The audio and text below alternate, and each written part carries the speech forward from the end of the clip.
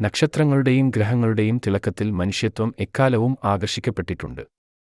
രാത്രി ആകാശത്തെ നിരീക്ഷിച്ചും നക്ഷത്രങ്ങളുടെ ചലനങ്ങളെ പഠിച്ചും പുരാതന നാഗരികതകൾ ആകാശത്തിന്റെ പല രഹസ്യങ്ങളും അനാവൃതമാക്കിയിരുന്നു.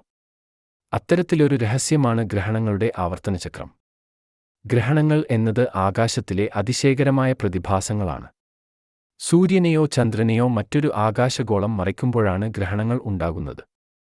പുരാതനകാലത്ത് ഗ്രഹണങ്ങൾ ദൈവശക്തികളുടെ ഇടപെടലായിട്ടാണ് ജനങ്ങൾ കരുതിയിരുന്നത്. എന്നാൽ നക്ഷത്ര നിരീക്ഷണത്തിലൂടെ പുരാതന ജ്യോതിഷികൾ ഗ്രഹണങ്ങളുടെ ആവർത്തനചക്രം കണ്ടെത്തി. ഈ ആവർത്തനചക്രത്തിന് സാരോസ് ചക്രം എന്നാണ് പറയുന്നത്. ഏകദേശം 18 വർഷം 11 ദിവസം 8 മണിക്കൂർ കൂടുമ്പോൾ സാരോസ് ചക്രം ആവർത്തിക്കുന്നു. സാരോസ് ചക്രത്തിന്റെ സഹായത്തോടെ പുരാതന ജ്യോതിഷികൾക്ക് ഗ്രഹണങ്ങളുടെ കൃത്യമായ സമയം പ്രവചിക്കാൻ കഴിഞ്ഞു. ഗ്രഹണങ്ങളുടെ പ്രവചനം പുരാതനകാലത്ത് വളരെ പ്രധാനപ്പെട്ട ഒരു കാര്യമായിരുന്നു.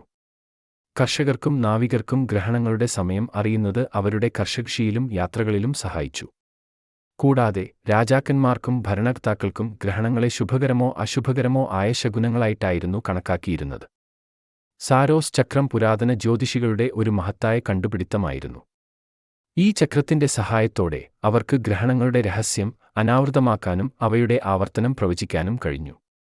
സാരോസ് ചക്രം ആധുനിക ജ്യോതിഷത്തിലും പ്രധാനപ്പെട്ട ഒരു സംഭാവനയായിരുന്നു. പുരാതന ജ്യോതിഷികളുടെ ആകാശത്തോടുള്ള ആകർഷണവും അതിന്റെ രഹസ്യങ്ങൾ മനസ്സിലാക്കാനുള്ള അവരുടെ സമർപ്പണവും ശാസ്ത്രീയ പുരോഗതിക്ക് വഴിയൊരുക്കുകയും ആധുനിക ജ്യോതിഷത്തിന് അടിത്തറയിട്ടു.